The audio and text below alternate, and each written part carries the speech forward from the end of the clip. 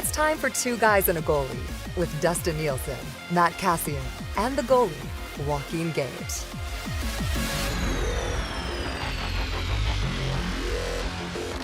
Hey, what's going on, everybody? And welcome back to Two Guys and a Goalie.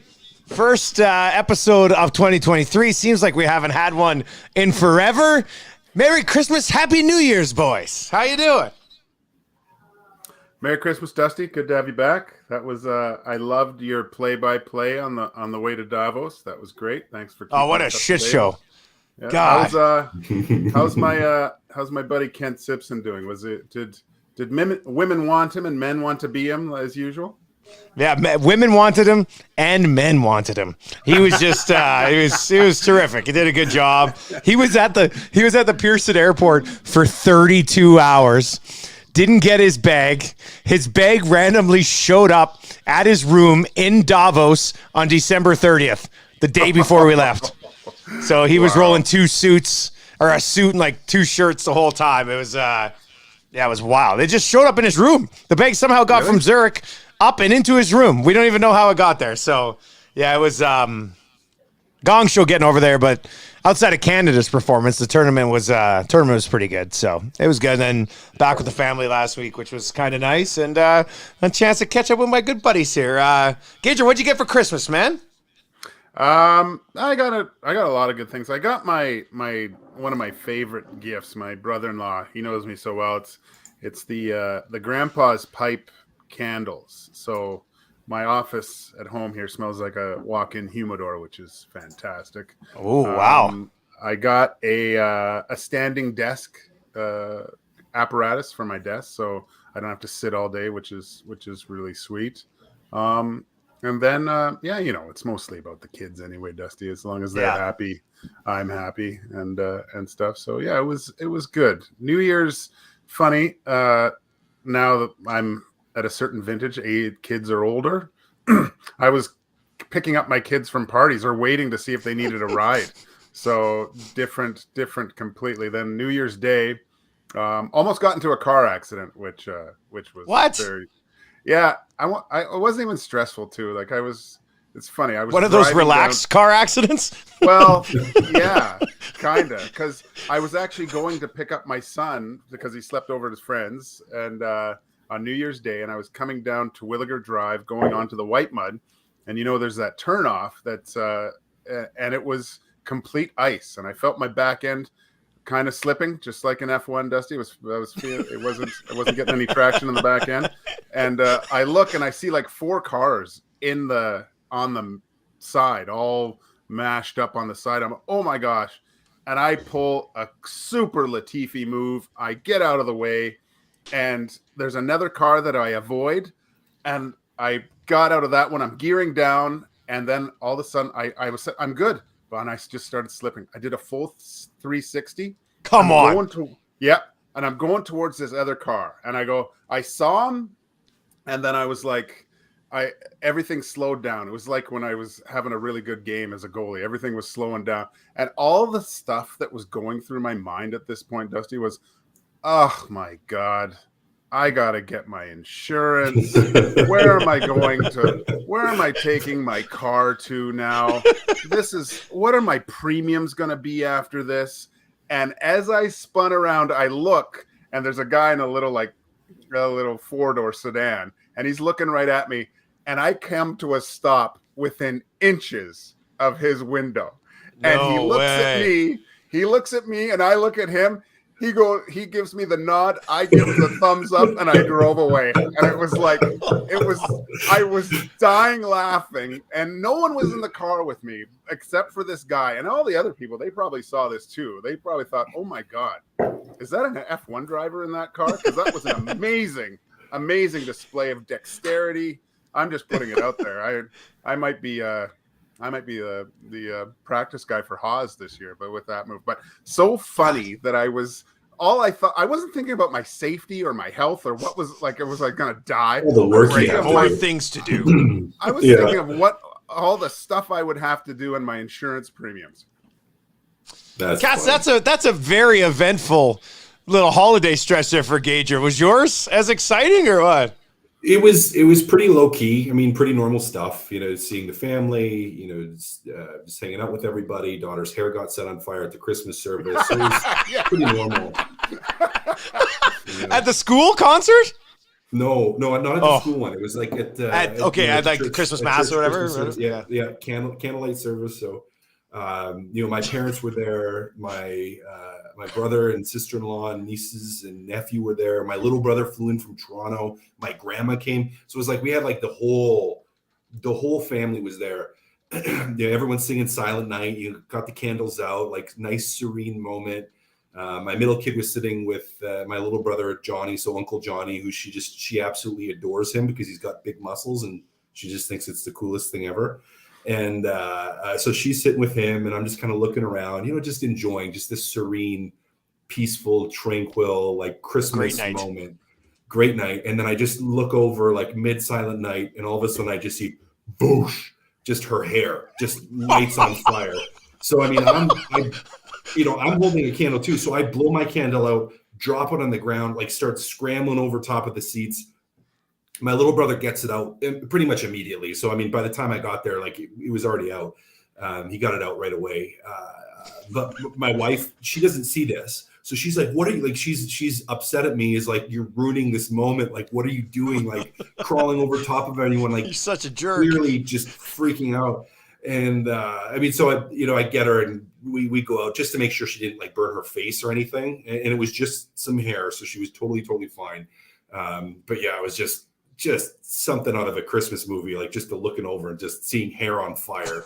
You know, a whole bunch of the other dads that were in the area after, like, I guess there's a couple, I mean, I don't notice this when it's going on, but like a couple other people saw it. And so a couple of dads had all shot up too, like everyone just getting ready to pounce, like to jump in to small girl's on fire. Oh geez. And I'm just, you know what, I'm thankful that it was my middle child. Like it was my middle one, because the oldest one is, I describe her as she feels very deeply. Same with my guy, my oldest. Yeah, feels very, very deeply. And the middle one's my steady one. Like she's just kind of doesn't really get fazed by much. So she obviously cried because it was scary. But the second, you know, I took her out and we looked at it and was like, oh, honey, you're fine. She was like, okay. And then afterwards, she's like telling all her friends there, she's like, oh, yeah, my hair was on fire. Like she just doesn't even bother her. But man, yeah, it was something. So one of those things that'll go down in Cassian Christmas lore forever for sure. So legendary story. I ran into Cass last Friday at lunch, and so he told me that story. So I go, well, nothing exciting's happened to me, and then I was like, oh yeah, the accident thing. I wish Cass would have said, and as my daughter's hair caught on fire, I just started thinking about all the things that I would have to do. Haircut, all this, that would have been haircut. Go to the hospital, like on Christmas Eve when I have to sit here and wait, and now miss Christmas. Yeah, no, it didn't. I was in pure like get this hair out of like. Get the fire. That's wild, man. God, you guys had ripping off my shirt to throw it on her head. Yeah. This is why you should always carry a water bottle around. Yeah, full spray gun. Spray out. Wow. Well, I can't top that. That's two pretty good stories, boys. I got an Xbox Series X for Christmas. Nice. And welcome to the club. I still really haven't had much time to play it, but Marshall's been playing a lot of NHL 23. So I get to sit there and help him when he falls behind 4-1. He's like, Daddy, can you help me? I was like, fine, I'll help you. I said, but I'd like to play too. He goes, well, you can help me. I'm like, all right. So, but it's, I'm looking forward to sitting down and playing that new F1 game on that. That should be good. So, and also, my wife's making me drink smoothies now.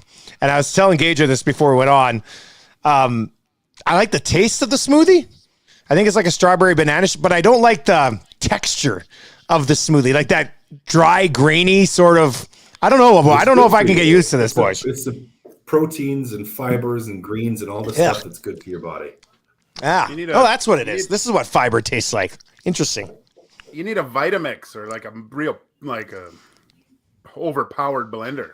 A magic bullet? Grainy though. You can still get that grainy with that stuff. So. Yeah, I don't know. I don't like the graininess, but she told me to suck it up. So that's how my year started. This is great. All right, so let's get to the Oilers. I watched the last couple of games, missed some time, obviously, during the holidays. I know you guys were on top of that. But let's just start with this. Another blown 2-goal lead here. Cass, let's start with you, man. Like, they've lost 6 of 7 at home. In 4 of those games, they had 2-goal leads and let it slip away. And I just wonder, like I don't know if – take me through it. Like, when a team gets a 2-goal lead, do some teams say, okay, like, now we play this way? Or do the Oilers just kind of keep doing what they're doing and it backfires sometimes? Like, is this team capable of locking it down? I guess if they really wanted to, because I don't view them as a team that does that, right? Like, they kind of just keep playing their game. How can you say that they lock it down? Yeah. What's been interesting is the manner in which they've blown the 2-goal leads, because I think the Colorado game to me was a little bit different. Like, that one was a little bit different way of blowing the leads than the other ones. The other ones, it was like they just played horrible. It's like they got a couple goals up and then they just fell apart. But the team really seems to have trouble when another team makes a big push of how do we bend but not break right now? Like, how do we deal with another team that's coming with some momentum, with some skill, with some passion, with some fire, and how do we counteract that? Because they just kind of still are making those turnovers at the blue line, weak plays in the slot in front of their own net where they're turning pucks over, not getting pucks out, or just kind of throwing hope plays up the wall that get picked off. Like, they're doing a whole bunch of stuff to make it easy for other teams. The Colorado one was a little different because goal number 1, it wasn't like it was a bad, horrible play that did it. Like, you had a world-class player make a world-class play. Like, the McKinnon goal was that was a great goal. It was a great goal. McDavid does that stuff to defensemen, world-class defensemen, all the time. So I don't even want to harp on CC or Nurse for that one, because it's like he made a world-class play. One of the best players in the world made a world-class play.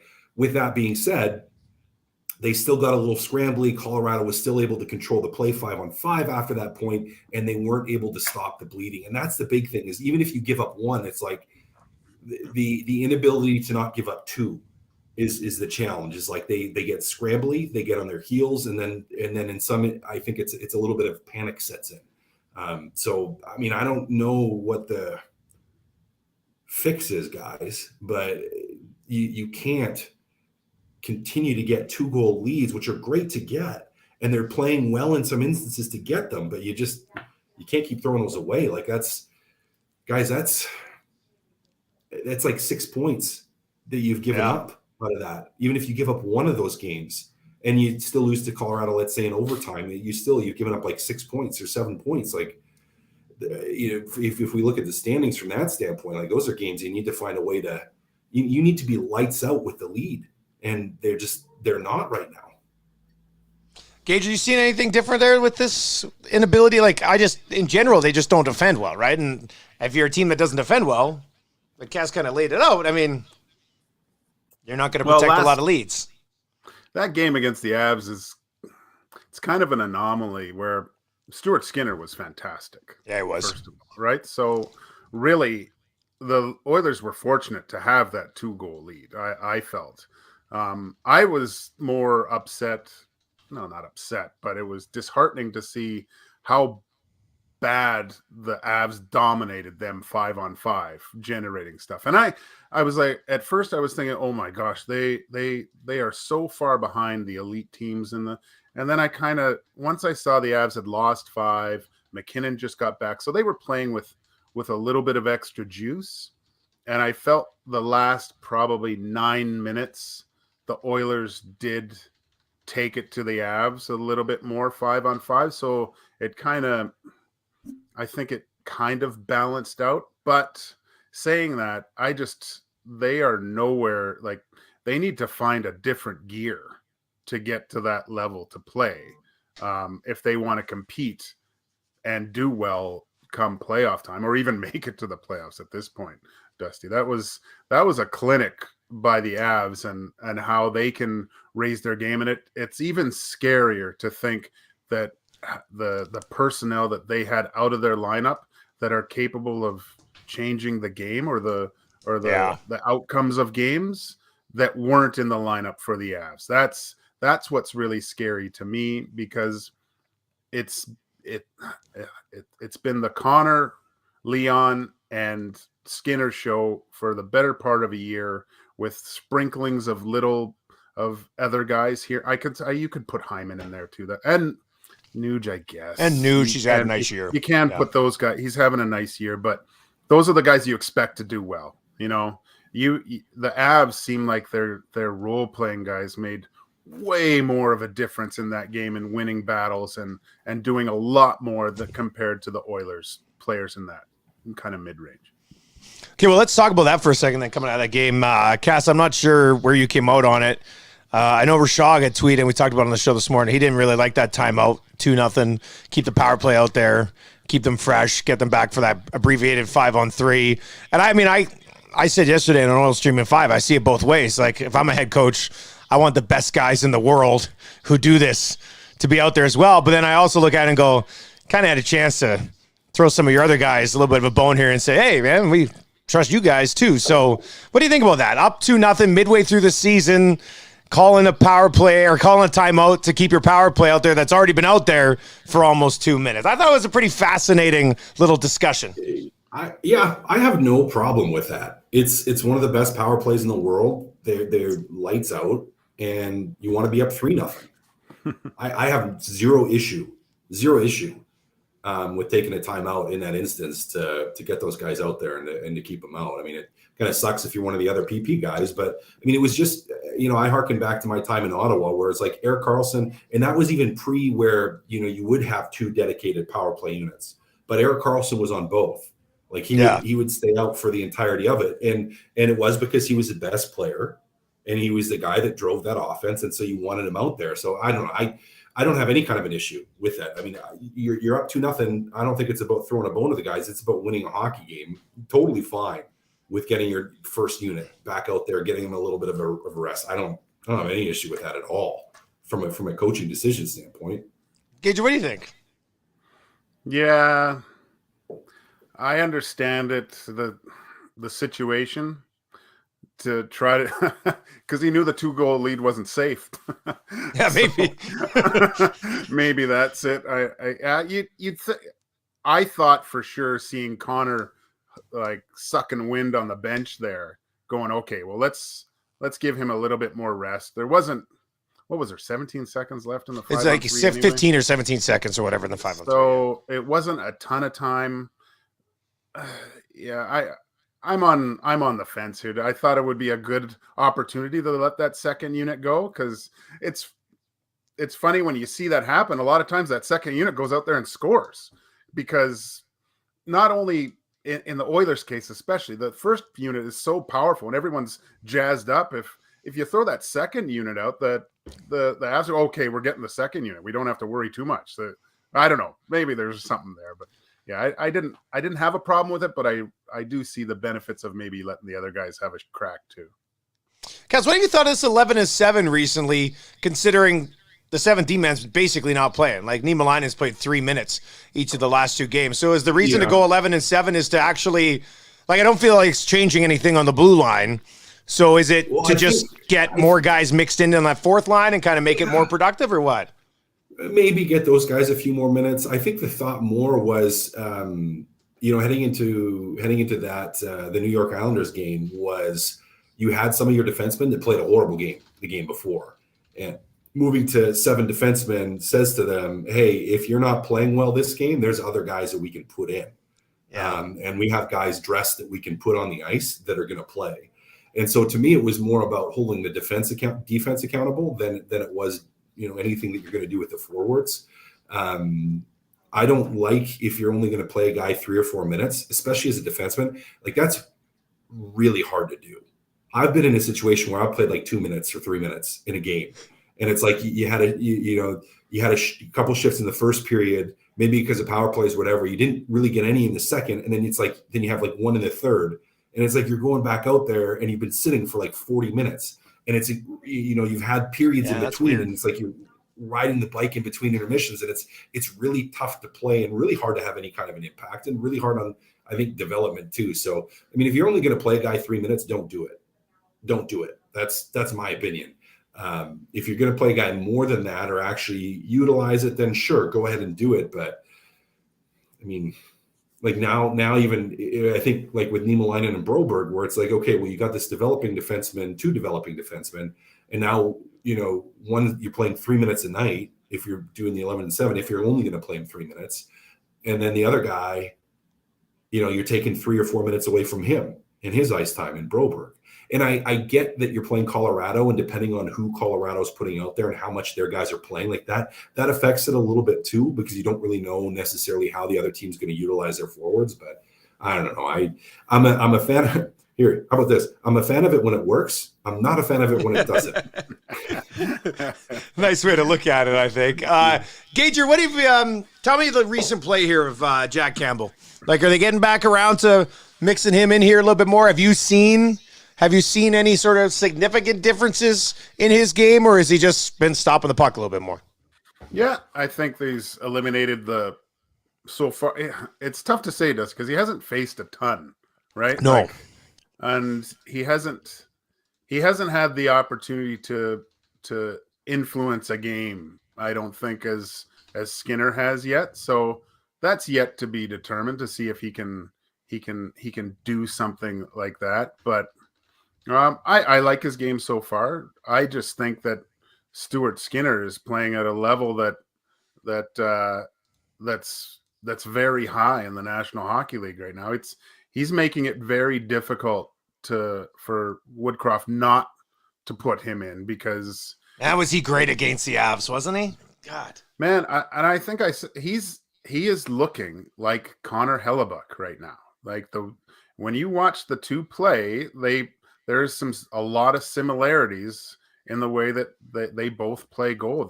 They're huge. They use their size and their positioning at an elite level, and teams have to do something special to get the puck by him.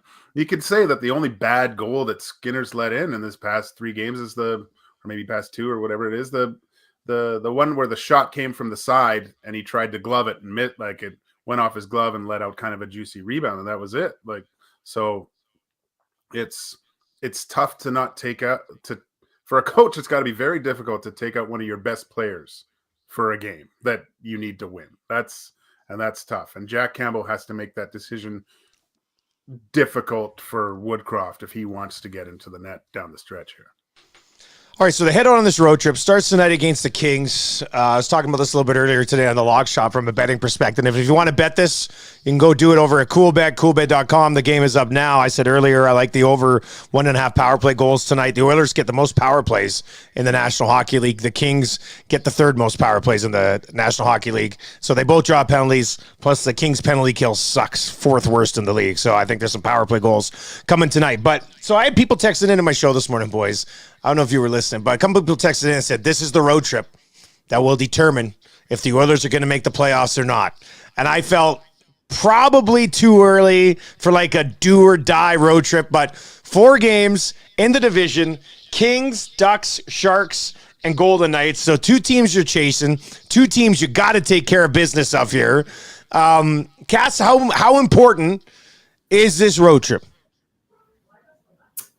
I mean, I lean towards the comment of this is like a do or die scenario. You would, hey? Yeah. I mean, it's not like, you're right. It's not. Like, what if they go 2-2? If they don't, they won't make the playoffs. So you think if they go 1-3, they'd miss the playoffs? Yep. But there's still 37 games left, boys. I know, and there's still, but it just puts you in a really tough position. Like, it makes it more and more and more difficult to make it. Like, I know there's like half a season left, but wow, man, that division it's so tight. Like, that wild card race is so tight. Well, if you lose to the Kings and you lose to the Golden Knights, obviously it really hurts your chances of climbing up into the top 2 or 3, right? You lost to Colorado already. I mean, just looking at the wild card spots here, like, yeah. Man, well, if you look at points percentage right now, they're out. They're out. They're out. So Seattle's playing too well, too. Yeah, I still think Seattle falls off, but maybe they don't. I don't know. Last year, the Kings, was the Kings the team last year you thought would fall off? Or was that the Blues? I thought the Or Kings like would one of the fall teams off. you No, really I thought it was the Kings. liked, and then I thought it was the Kings. Yeah, I thought the Kings fall off. And I still think the Kings this year, like the Kings to me are playing at their absolute peak. Like they're not going to get any better.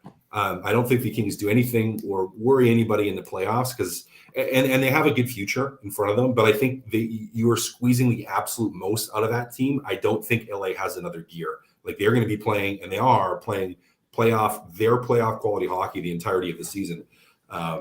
So I don't know if they might slip a little bit here. I don't think they fall off unless their special teams improves on the PK side. But yeah, I think Seattle slips and Kings kind of they'll be all right the rest of the way. Gazer, you don't think Seattle slides at all here? No, not after what they're too structurally good, and I think they have another gear. Like they play like the Hurricanes a little bit. Like you can't tell which line is which. And I saw that Matty Beniers coming through Ford Hall. He was wearing this powder blue suit. I can't see him not making the playoffs with the testicular fortitude to wear a suit like that and look as good as he did. I was stunned. So Matty Beniers has huge balls. That's good. That's important in the playoffs. And you know what? Seattle needed a center. Last year they had a couple guys who were like number 2 and number 3 centers. Probably being nice saying number 2s. Matty Beniers has what it takes to be a top end center for that group. So yeah, big road trip coming up. I think Jack Michaels just tweeted this out. Oilers lines at the morning skate, which I guess makes sense because it's 11:30 over there. I was wondering where these were. McDavid between Yamamoto and Costin. Draisaitl with Hyman and McLeod. This is different. Nuge with Janmark and Fogle. And Derek Ryan with Jesse Puljujarvi and Dylan Holloway. So, Cass, I know you'll be talking about this later on Tommy's pregame show, but any thoughts on the new look, I guess, again? Yeah, I mean, I think you're looking at that, moving McLeod there to try to generate some more speed. I think that's what you're thinking. I think you're looking at this LA team, say they play a little stifling, having another guy on that line that can carry the puck, that can skate, that can fly, really skate really well. Maybe that opens things up a little bit. I think that's maybe the driving thought behind it. You want to get Fogle back in. So yeah, I don't know. It's not too surprising. Yeah. I don't think. Guys, nothing too special about that. Gager, what do you think? McLeod hasn't scored in like 20-some games. You think it helps him get up there with Draisaitl and Hyman? Is that the move? Or what? I like him. But to a man, that those mid-level guys have to start playing better and having flashes of brilliance. You know who I like, actually, and I haven't been really a fan all year, is Holloway. I thought his last, the third period against the Habs, he showed me some stuff that I think I'd like to see him now in the top 6, like playing with McDavid and see what happens a little bit more. He seems to be doing things at a way higher level. I noticed finally against the Habs. Ryan McLeod, Kyler Yamamoto, and Jesse Puljujarvi have combined for 9 goals so far this season. Yeah. What are you saying, Cass? I was saying Holloway looks better because, he's playing 7 minutes a night, so you haven't noticed him. So you haven't noticed him because he hasn't been on the ice. But I did notice him for once. That's like... Yeah, for once. Yeah. He needs to get sent down. I don't think if it hasn't happened yet, I don't think it's happening. I mean, I guess maybe when Kane comes back, maybe. Okay, before we wrap, I do want to Boston Bruins. I don't know if you guys have been watching much Bruins, but they've played 40 games, 80 possible points. They've got 68 of 80 possible points. They are 32-4-4. They have lost 4 games in regulation in their first 40. Pasternak's having an unbelievable year, 32 goals, 58 points. The only other guy on that team that's over a point per game is Brad Marchand. And then they got a bunch of guys who are like 30 points, 27 points, 26 points, just a bunch of them. And Olmark and Swayman, I mean, they've both been excellent so far. Cass, this is a full-blown NHL juggernaut here right now. And they are something else. They have that mentality right now. It's just waves. It is waves and waves and waves. But I just look at it and I look at their back end and how good their back end is right now. Like, man, they're something right now. It is 4 lines play, and the depth of it can just burn you. It's like they just one group after another, but it's the team identity too. I think in that mentality of they're just like they just. I like you know how we saw Seattle against Edmonton. Like Gager, you mentioned like how Seattle played that structure game, and they have the ability to play a structure game and then generate some offense and play really positionally well. Boston does that, but they have way more high end talent and skill. I think where it's like they play positionally solid, defensively positionally solid. They battle in the defensive zone, they battle in the offensive zone. They are a hard team to play against. And they got some guys in the back end and up front that I think punish you a little bit and will punish you with goals too, like a Pasternak. So yeah, it's something else right now, man. They're a fun team to watch. They play a very simple hockey game too. Like there's no, what you're going to get. It's just, they're like, this is how we're going to play. And if try to stop us, like it's very simplified. I'd love to see like the Oilers take a page out of their playbook. Page. I was going to say, I thought you were going to say, see the Oilers play them. I'm like, oh no, yeah, no, you don't want that right now. No, you don't. It's. I mean, isn't Taylor Hall on their third line? Right? Like I just looked. Charlie Coyle and Taylor Hall are on their third line. That depth it's in itself, and I watched a bit of that game, and Taylor Hall's changed the way he's played a little bit. He looks a lot more responsible all over the ice. But the biggest thing is Pasternak's skates for the outdoor game. Did you guys have a look at the skates that he had? Those I didn't see those specifically.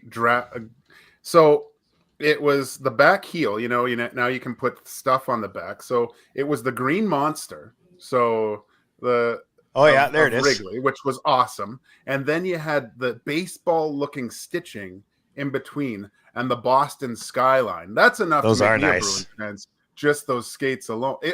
Those are the coolest skates I've ever seen in my life. Those belong in the Hockey Hall of Fame, but as far as I'm concerned, they would look great in my fake trophy case alongside my. They don't have a forward making more than $6.7 million. Now Pasternak's going to, because he's a UFA at the end of this year. But that's well managed budget for that team. You want to know something interesting, guys? Yes. Look at their forwards and their defense.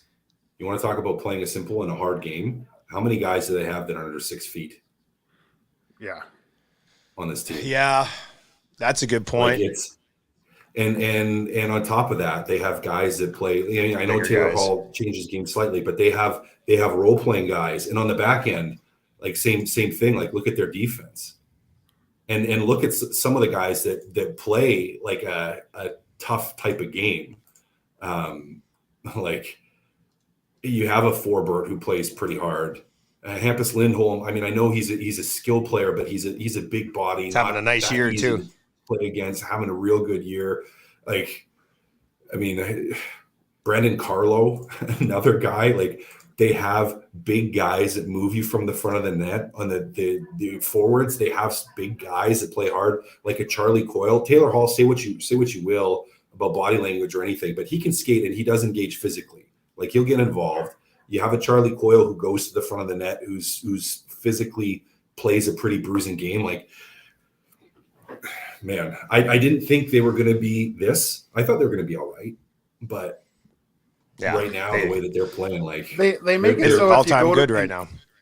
When you go to the front of the net against the Bruins, it's like, oh, I got to do this again. By the end of the game, maybe I can tip this from the corner. It's just one hand on the stick, reaching out, trying to get it. It's that's what you want by the third period from your defensive play. It's like, ugh, I got to go there again. I don't want to. That's what the Bruins do. Big Bad Bruins. Recipe for success, no doubt about it. It's worked so far. All right, boys, good catching up. Classic stories off the top. Lots of good talk. We'll be breaking down this road trip when we're back together on Thursday, and looking forward to that. Happy New Year, boys. We'll talk to you again later in the week. New Year. Later, boys.